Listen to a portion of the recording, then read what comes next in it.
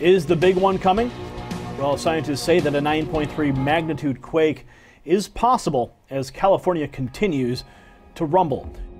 John Austin over at The Express is reporting that a devastating 9.3 magnitude earthquake powerful enough to unleash a tsunami could actually strike the west coast of America after a series of tremors on a major fault line. They write that emergency services are already preparing for how to deal with a terrible offshore earthquake in the Cascadia subduction zone off the west coast of America near California.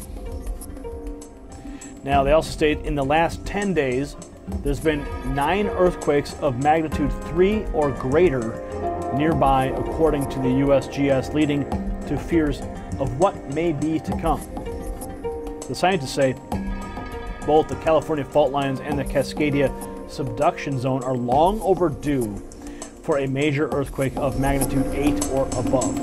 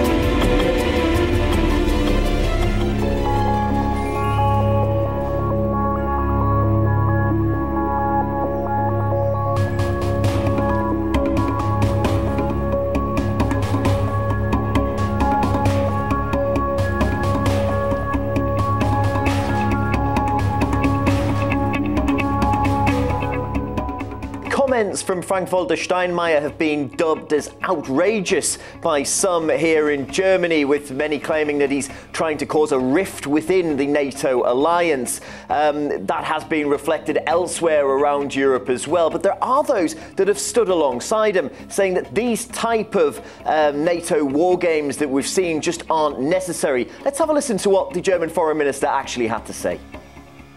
What we shouldn't do now is inflame the situation further through saber-rattling and warmongering. Whoever believes that a symbolic tank parade on the alliance's eastern border will bring security is mistaken. Well, we have seen an increase in the amount of NATO activity that's been going on in Eastern Europe. Most recently, Operation Anaconda saw NATO flex its muscles in Poland.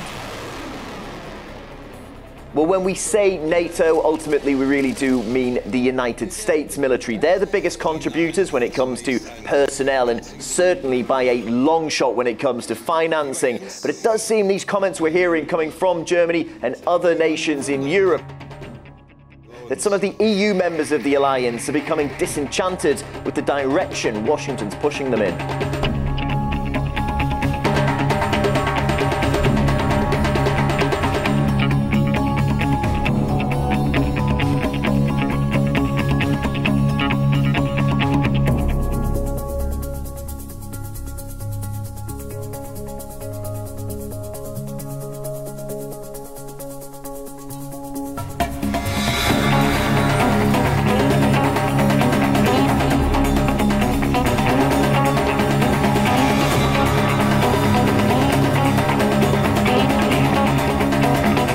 Russia is open for discussion and has repeatedly expressed its readiness for dialogue. However, we now again, as it was in the Second World War, don't see positive reactions. On the contrary, NATO is strengthening its rhetoric and its aggressive actions close to our borders. In this environment, we must pay special attention to strengthening our country's defense capabilities.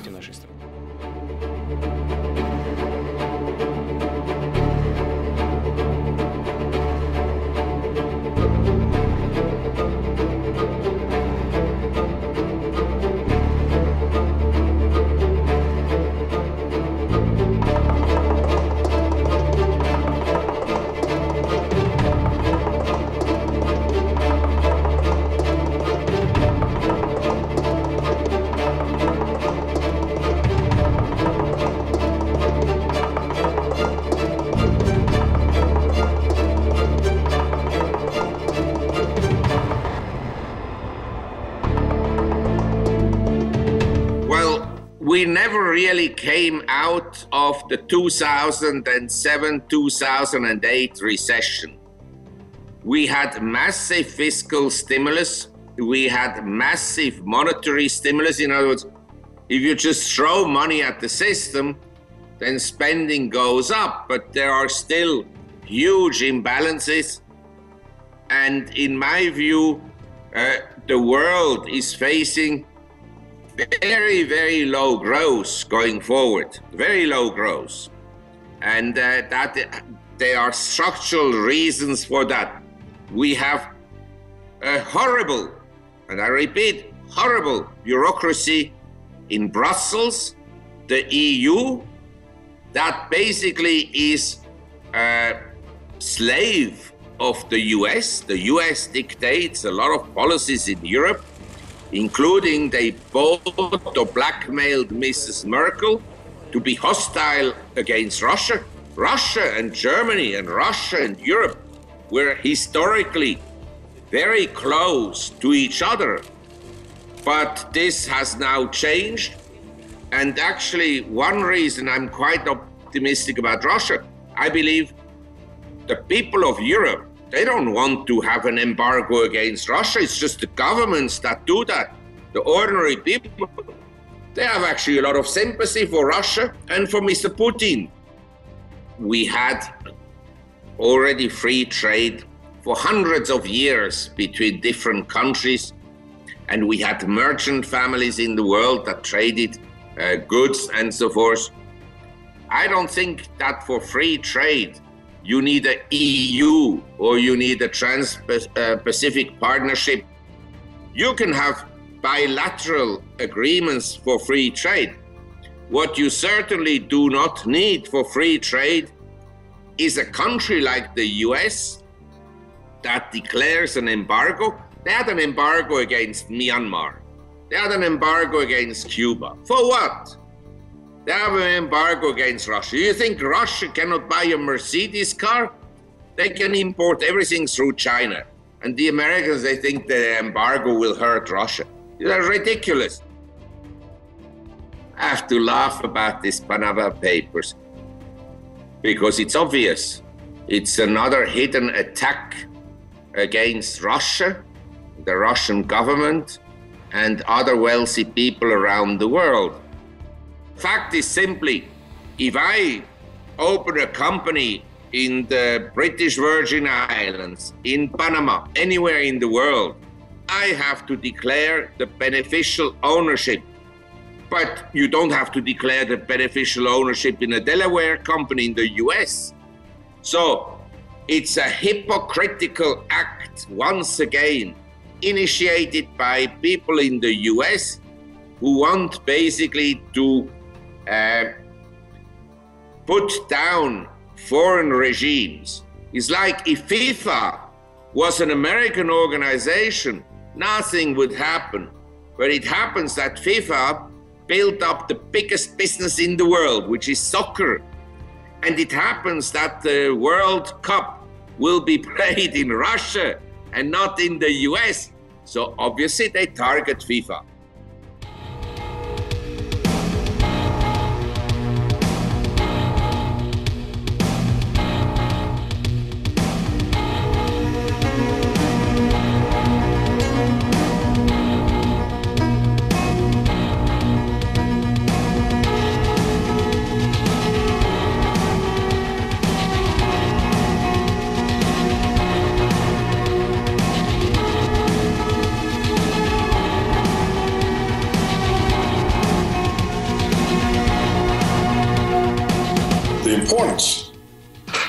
Of someone leaving the EU, England or anybody, is that the EU is the way Washington controls Europe. It's much easier to control an unaccountable EU Commission than a whole bunch of separate governments. As the professor, I think it was from Georgetown University in 2000, discovered in the National Archive, released CIA documents proving that the EU was a CIA creation. This was reported in the year 2000 in England by Ambrose Evans Pritchard in the London Telegraph. And so the whole political reorganization, reinvention of Europe is an American operation. And it's very much in Washington's interest, both as a control mechanism, but also as the political unity of NATO. Because without NATO, Washington doesn't have the foreign bases to exercise hegemony, the hegemony over Russia that they're willing to risk World War III over. People don't appreciate, but right now, the tensions between Russia and the United States, due to Washington, are far higher than they ever were during the Cold War. So you see, that's why, I mean, the real importance of Brexit is that. It unravels NATO, and therefore it removes the ability of the United States to coerce the Europeans into a conflict with Russia. Well, it's just part of the neoconservatives asserting world hegemony. So that's a very serious problem for peace, because the Russians and Chinese are not going to submit to being American vassals like the European countries and Japan and Australia and Canada. So it's a recipe for conflict with two nuclear powers. There's no prospect whatsoever of the United States or NATO or both engaging Russia or China, much less both countries simultaneously, in conventional war. So the war would be nuclear, and there's no winners of that war. Life would simply cease. So it's very important in that sense that the political organization, the military organization that Washington has set up and for its imperial uses, for expanding its empire, opposing its empire, be broken up. And so that's why it's important for Britain to leave, because I think it would begin an unraveling, particularly now that the EU is used by the richer northern countries, the Dutch, the Germans, to loot the poor southern countries like Portugal and Greece, Spain and Italy. With the EU now turning on its own members, there's plenty of reason for the system to unravel. So if a major member were to vote to exit, such as Britain, that would probably be the death knell of the EU, and that would in turn lead to the unraveling of NATO. And therefore, this would remove the ability of Washington to cause conflicts.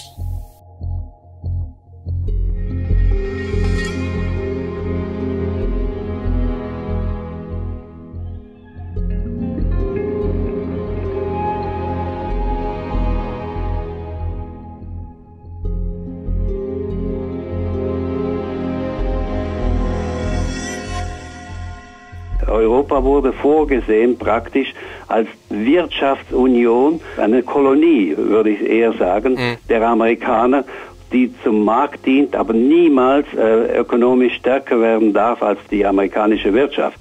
Wenn man die europäische Wirtschaft heute zusammenzählt, dann ist sie um etwa 10% stärker als die amerikanische. Das heißt, vom Bruttosozialprodukt aus gesehen. Und das wollen natürlich die Amerikaner nicht. Deshalb muss immer wieder die Europa runtergedrückt werden. Deshalb wurde die Krise 2007, 2008, 2009 geschaffen, die bis heute Auswirkungen hat, um den Euro zu drücken, damit er nicht stärker wird als der Dollar und den Dollar nicht aus der Weltwährung, das heißt aus der Weltreservewährung verdrängen könnte.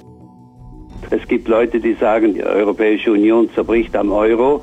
Ich würde es umgekehrt sagen. Ich würde sagen, die Währung, die zerbricht an einer Union, die gar keine ist, die keine Solidarität hat, die keine gemeinsamen politischen Ziele hat und die von außen manipuliert wird. Und von außen meine ich nicht nur von Brüssel, denn Brüssel selbst wird manipuliert von Washington. Die Europäische Union, so wie sie jetzt ist, sage ich mal, die kann nicht reformiert werden. Die kann, so wie sie heute gestaltet ist, mit der Bürokratie in Brüssel, mit den Diktatoren wie Juncker, der einfach die Regeln ändert, wie es ihm passt, kann die nicht reformiert werden. Und deshalb kann ich mir vorstellen, dass Brexit ein Zeichen ist für viele Länder, die sagen, na, yes we can. Ich glaube, es ist wirklich eine Chance für andere Länder nachzudenken und sich zu regruppieren und für sich selber zu sagen, tja, die Briten haben es gekonnt, wir denken immer noch darüber nach und haben Angst gehabt nach den Folgen, jetzt können wir es auch wagen.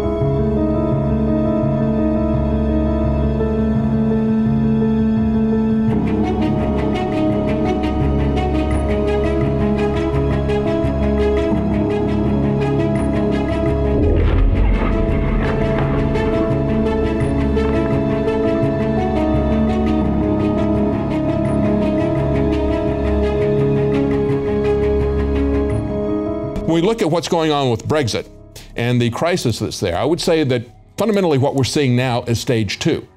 It looked like they could not win the election, so now the stage 2 is to break it.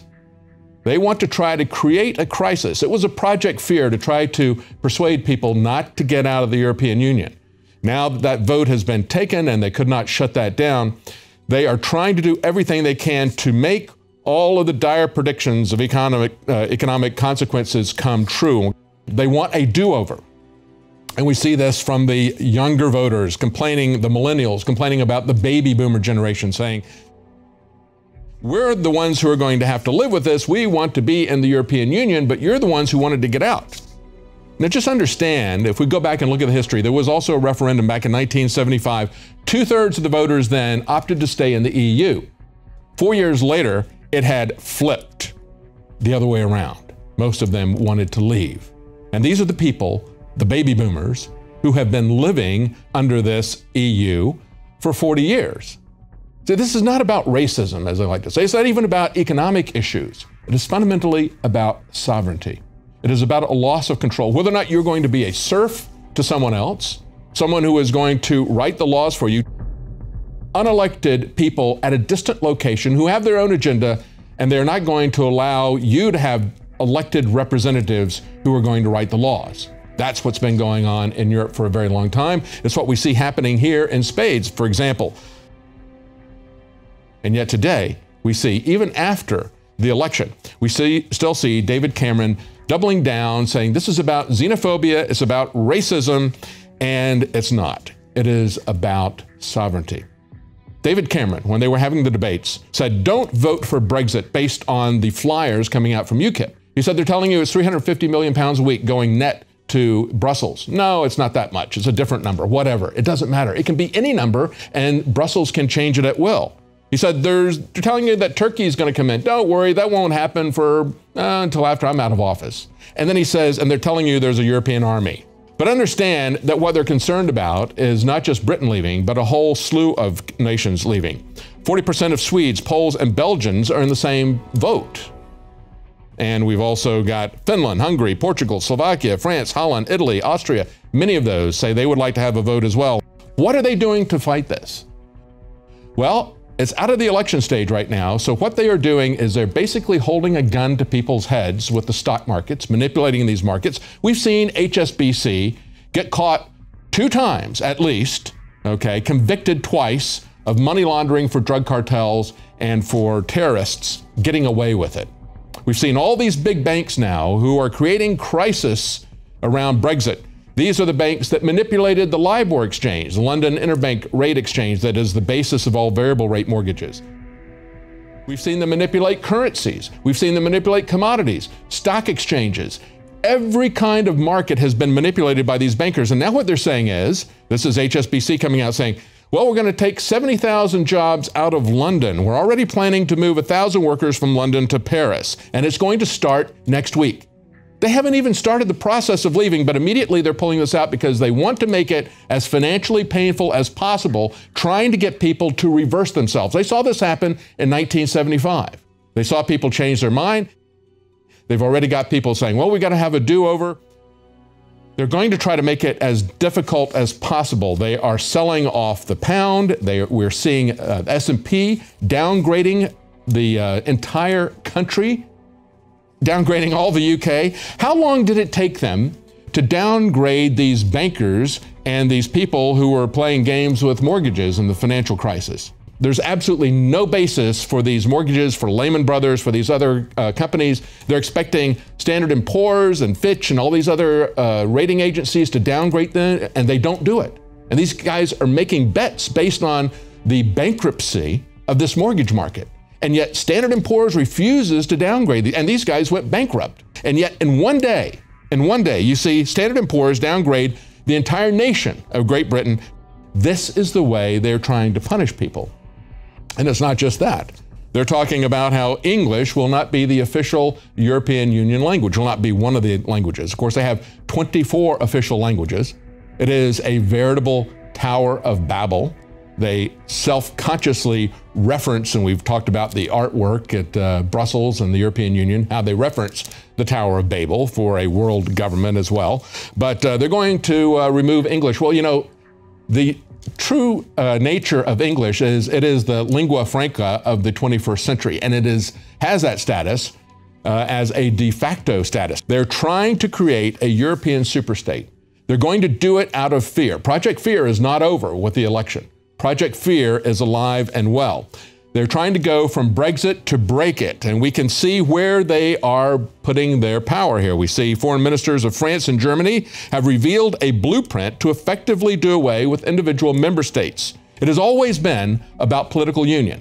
It has not been about even the economics. They begin with a common trade group, and then they use that to push people into a political sovereignty that is distant from them. And they're saying that they're putting this out as an ultimatum. Under the radical proposals, EU countries will lose the right to have their own army, their own criminal law, their own taxation system, their central bank, with all those powers being transferred to Brussels. And again, remember, it was David Cameron who said none of that exists. Oh, but it does. And we have pointed that out multiple times. It was well known to the people who voted, who were baby boomers. They knew where this was coming from. They knew the plan of this. And now we see this being surfacing in the Polish media. They are releasing the details of this. They say the only way to make Europe more than the sum of a member state diplomacies is to make it into a real state. Yes, it is about world government.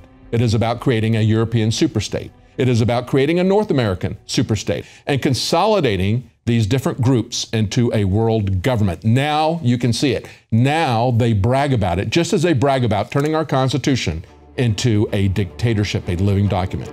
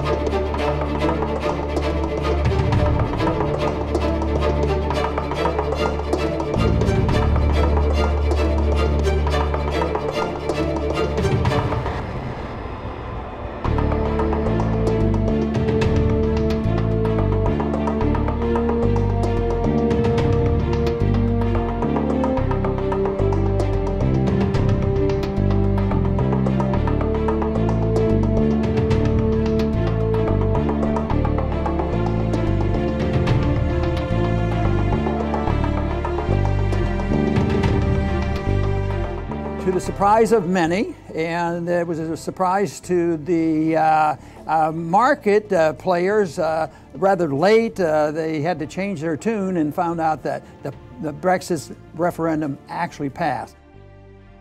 So I want to start with a question, Dr. Paul, for you.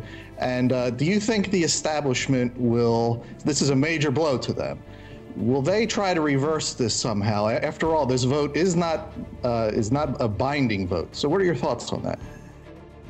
They never give up. It's sort of like the neocons in foreign policy. No matter how badly things turn out, they always come back and say, we have to do more of this aggression around the world. And that's the way it is on these programs like this. Whether it's a Federal Reserve policy where lower interest rates doesn't work and running up debt doesn't work, they never give up because they don't have anything else. Their ideas are bankrupt. So in this case of the destruction of national sovereignty, the forced integration of many nations coming together in a European Union, it was doomed to fail from the beginning. I never believed for once that it would last. It's lasted actually longer than I thought, and it still exists. And the point is this vote doesn't cancel it out, but it sends a strong message, and that message is every bit as strong as a legal message. This is a consensus. I have often argued over the years that it is the will of the people that finally win out in the end. The attitude of the people, the beliefs that they have will eventually, change the government. Sometimes it takes a long time, and with a lot of frustrations, it happens. Because when people are doing well and they're apathetic and naive, they get talked into going to war, but they get talked into these organizations like the European Union. So it takes a while and takes a lot of time for people to really put it all together, and you obviously have to have a leader that tells them what's going on. And in this case, there was a principled British leader who was a member of the European Parliament, and that's Nigel Farage, and he has a lot of reasons to be very excited about this, and a lot of other people. I thought at one time maybe we should get a picture of the ones with where their faces are downtrodden from the consequence of what happened last night, because a lot of the establishment people that were betting against this happening aren't very happy today. But those are the ones who have capitalized and made money off this type of system. But it is coming to an end. The referendum, it doesn't have legal effect. It's a statement, and it's going to take at least, the minimum is 2 years for this to come about and the British actually leave. There will be a lot of votes in the Parliament, but the sentiment and the attitude of the people very strong, because Cameron had to resign from office today, the Prime Minister resigning. So that tells you that public opinion is very important. And there's a long way to go, but it is said, because that system was not workable. It was done by force.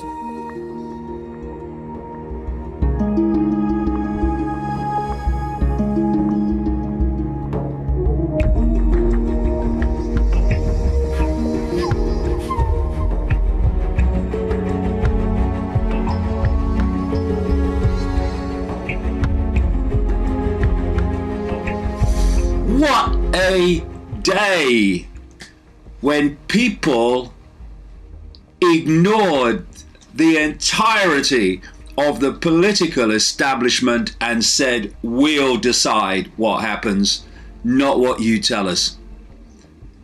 What a day. And of course, this is not the end, it's the start, because these people aren't going to go quietly. But what a start. And we have had a situation where, against all the odds, the majority of the people who voted in this EU referendum have said bye-bye. And very soon afterwards, after the result was given, the Prime Minister, David Cameron, who led the stay-in campaign, and basically, along with his Chancellor, George Osborne, embarked on a daily lie fest and fear fest to try to get their way. But it's more than just a referendum result. It goes much deeper than that. And indeed, the result is far more significant than just that, for this reason. Week after week, we have had, like I say, the entire political establishment, whether it's the so-called right-wing Conservative Party or the so-called left-wing Labour Party. I say so-called because they're on the same postage stamp, with one or two honourable individual exceptions. And the Scottish National Party, ditto. And others like the Liberal Democrats and the smaller parties like the Greens. We've had the trade unions in league with the corporations that the trade union is supposed to be protecting people from. We've had Barack Obama, US President. We've had the Governor of the Bank of England. We've had the International Monetary Fund. Other world leaders. Endless people representing the establishment and the political moneyed classes, telling what they consider, most of them, to be the serfs, that if they don't do what this elite wants, then there'll be dire consequences. There'll be dire consequences for taking your freedom back from dark-suited, faceless bureaucrats in Brussels. And in the face of all of that, the British, the European, the global establishment, all as one, telling the British people how they should come into line and stay in the prison cell. A majority of the people that voted said, "Up yours, darling. We are deciding on our destiny, not you." And what we've seen is this shift from people listening to their masters and alleged betters, the political class of their particular party, telling them what's right and wrong and what they should do and what they shouldn't do. This whole idea of we'll listen to this politician, then we'll listen to that politician and we'll decide what we'll do. We've had this shift to, I don't care what you say. I don't care what you say. I don't care what you do. I've come to my own conclusion, thank you, and I'm going with it. And if we would do that on a larger, more expanded scale, across the great spectrum of subjects in society, then we would take all of our freedom back from these self-appointed leaders in their arrogance and their corruption. So it is just an extraordinary happening. All the lies, all the intimidation, all the threats, all of that thrown at us, and still the majority say, we've had enough, we're out of here. But like I say, this is just the start, because I cannot emphasize the potential that this has for throwing a spanner of enormous magnitude into the works of this EU tyranny, which is just a mask on the face of a global tyranny. I've said I'm exposed over decades how the plan is for a world government, world central bank, world army evolved out of NATO, a world cashless currency. and a microchip population. And under that structure is designed to be a series of superstates. The one that's, of course, in place most and is further along the road to where it's designed to go, but nowhere near the end of where it's designed to go, is the European Union. And there are others around the world that are due to follow, just like that. And the idea is not that countries will leave the European Union.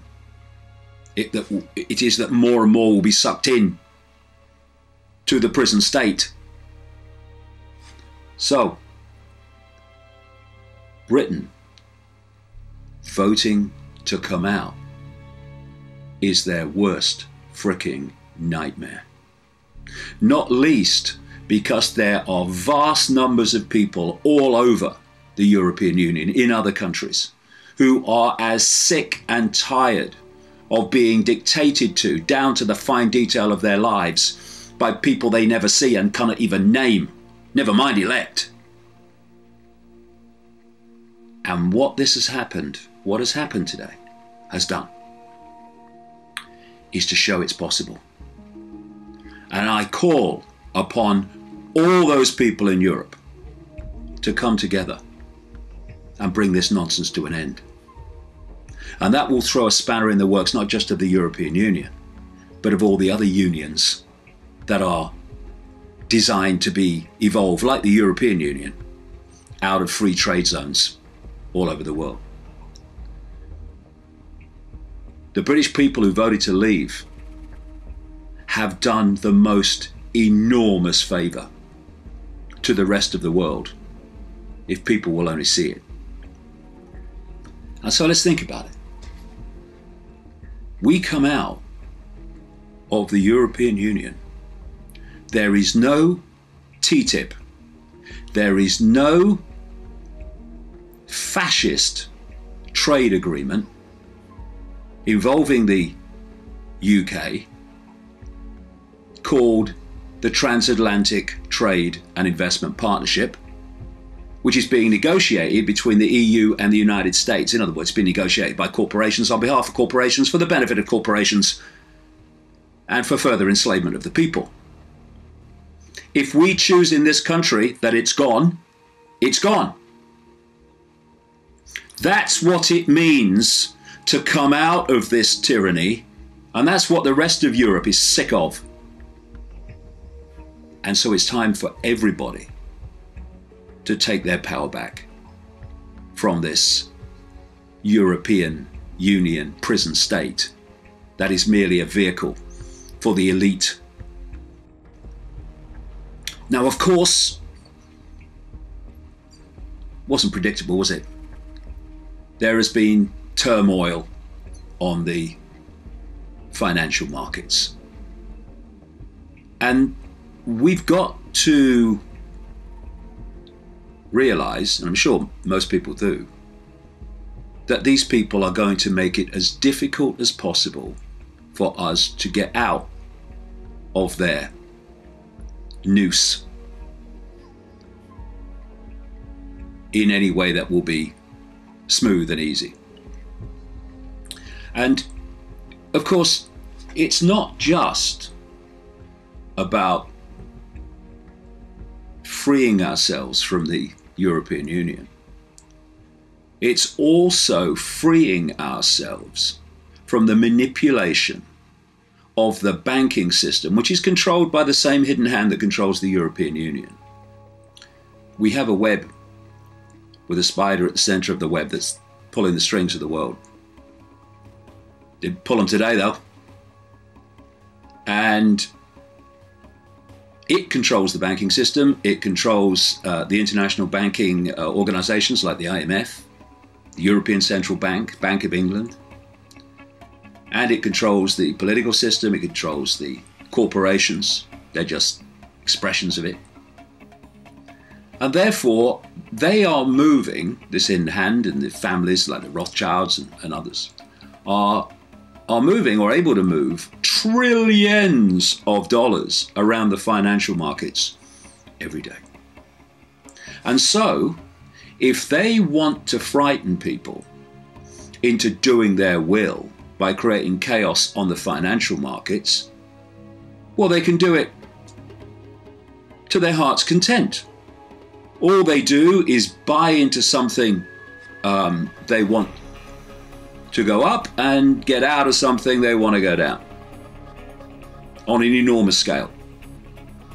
So people like the Rothschilds and the Rothschild bagman George Soros, they move their vast amounts of money around, and they're not alone, there's many others in that web, to push the pound up, to push the pound down. And so we need, now we've made this decision, to be strong, steadfast, backbone straight, so we don't get intimidated by all this manipulation, back into the fold, back into the prison, back into the noose. You just look at what's happened when previous referendums have gone against the dark suit elite. What they've done is they've waited a bit, done manipulation in the meantime, got people frightened, oh, I'm not sure it was a good idea to vote what we did. And then they've had another referendum, and they get the result they want. And no, once they've got the result they want, there's never another referendum. So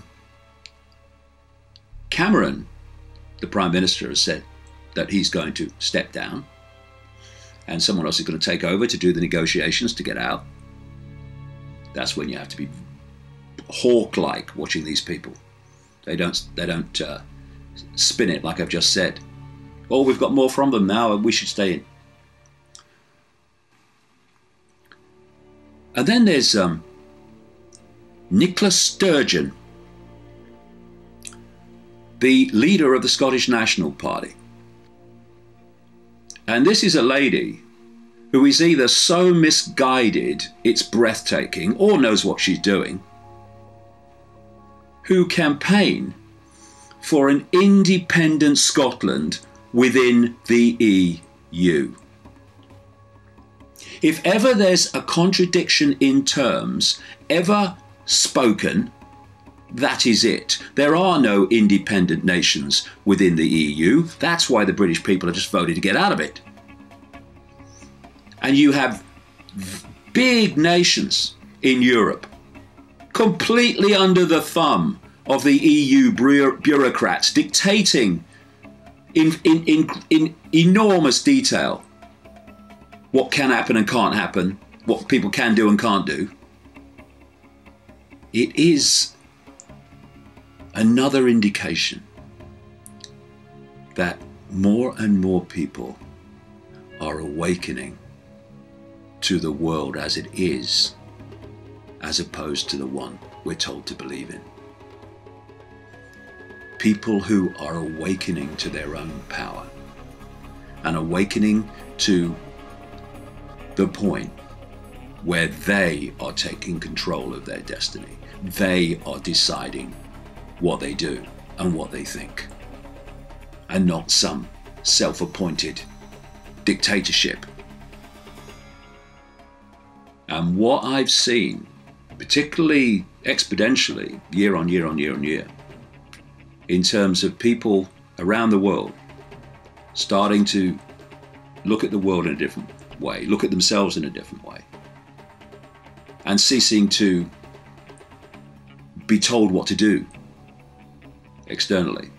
The difference that I've seen in terms of numbers is growing and growing and growing and growing. And this referendum result is an expression of that. Because there would have been a time, and it wouldn't have been that long ago, when this tidal wave of fear, intimidation, blackmail, emotional manipulation and threats would have got the elite what they want. But it hasn't worked this time. And that is something that is highly, highly significant. And we must push it on from here.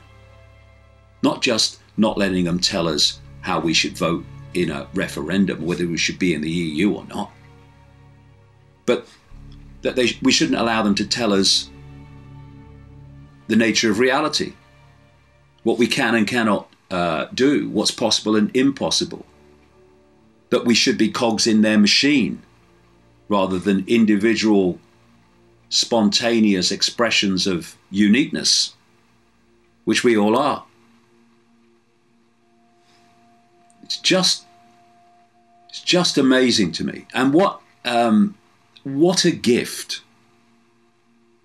those that voted to leave in this referendum have given to the rest of Europe. A gift that says, see, if we can do it, you can do it. Let's make sure there is no going back. And out means out. End of story.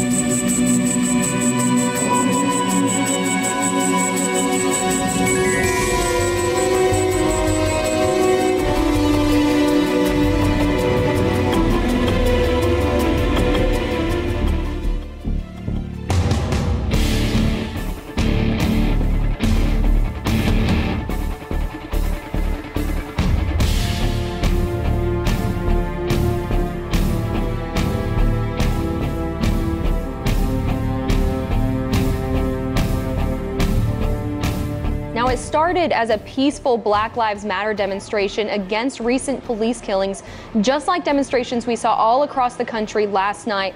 But as you can see, this turned deadly and chaotic, demonstrators fleeing from the streets while the police officers trying to protect them came under fire, several of them losing their lives. The standoff between the shooter and police lasted several hours. In that time, 12 officers and 2 civilians were shot. According to the Dallas police chief, during the standoff, the shooter said he wanted to kill white people, especially white officers. The sniper has been identified as 25-year-old Micah Xavier Johnson. He's an Army Reserve veteran who served an active duty tour in Afghanistan. He told police he was upset about recent police shootings of black suspects. Now, police ended the standoff by detonating a bomb robot, killing Johnson.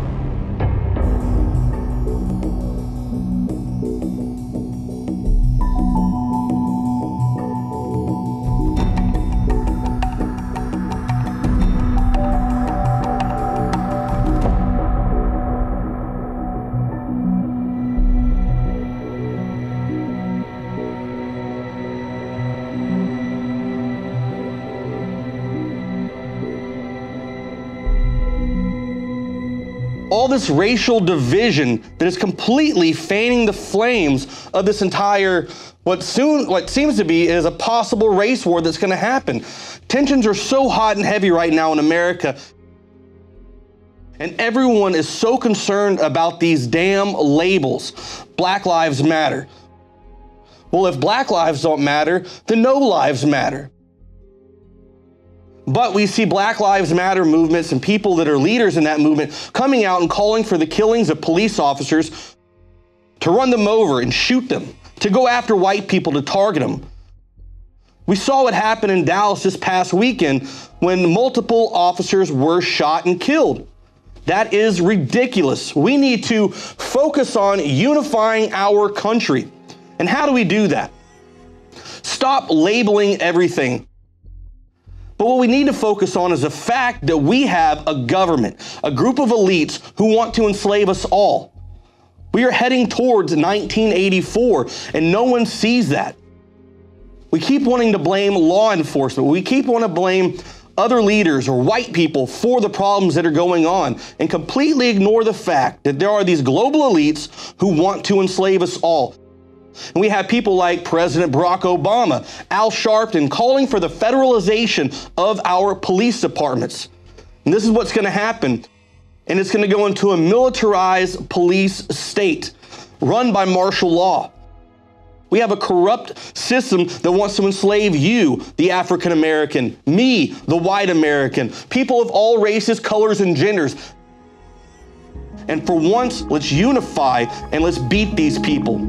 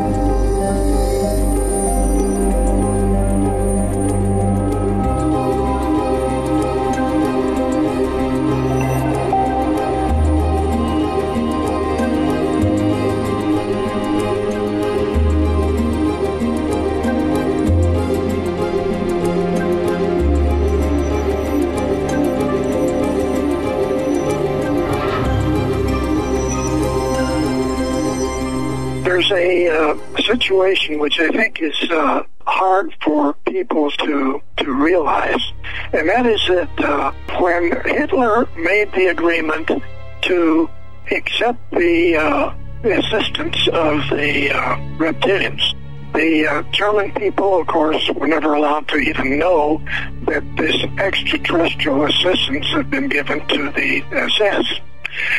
Now, when I said given, they were actually given the hardware, not just one class, but 7, 8 different classes and types, even large cigar-shaped space vehicles.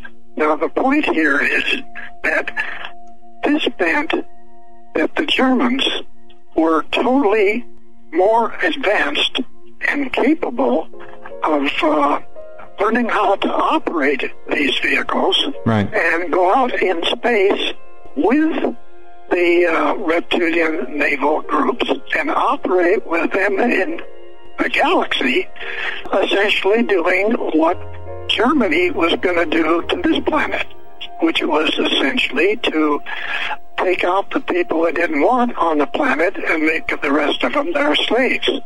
Germany then would have UFOs with speeds capable of close to the speed of light.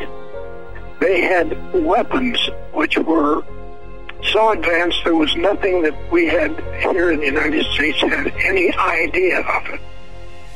They decided we're going to move all of these advanced space systems to Antarctica. And at that particular time, the reptilians, extraterrestrials, had 3 large caverns under the ground, under the ice, down in Antarctica. And they had 2 small ones. Right. And so they gave the 2 small ones to the SS, and they then made arrangements so that the Germans would design and build massive submarines as transports. And they started moving the top UFO construction, because Germany went into the construction of these various types of UFOs that were given to them. Those caverns, actually, they were like massive countries. And so what took place then is that as we were, the 8th Air Force and the British were taking Germany out by the bombings, we were like minutes, not years, from losing that war. But it didn't make any difference to Germany, because not just Hitler and his girlfriend went to South America, and so did many of the Germans. If they had this technology, how did they lose the war? Easiest way to answer it is that they actually did not lose the war. We didn't win the war. What happened was that the Germans were contacted by all of the U.S. Navy and all of the naval or military intelligence groups in the United States. They went in and made arrangements to take a substantial number of German scientists and bring them to the United States. It was called a paperclip. And it wasn't like there were 6 or 7 of them. There were hundreds and hundreds and hundreds.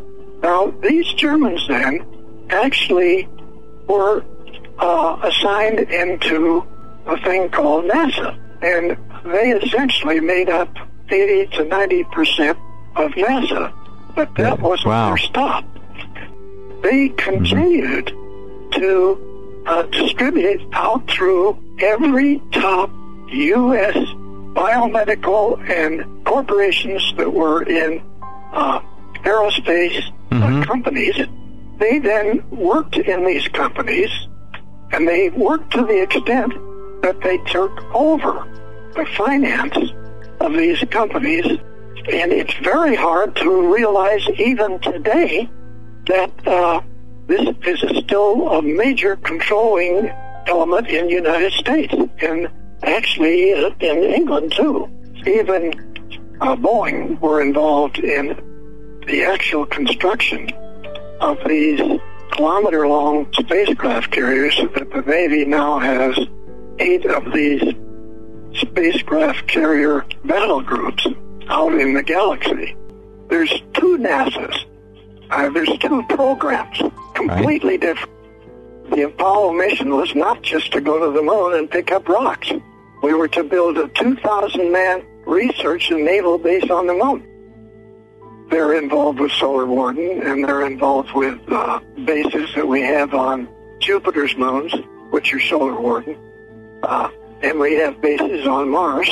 And what really bothers me is the regular NASA will have big programs where they build a very large rocket again, which is such an expensive cover-up.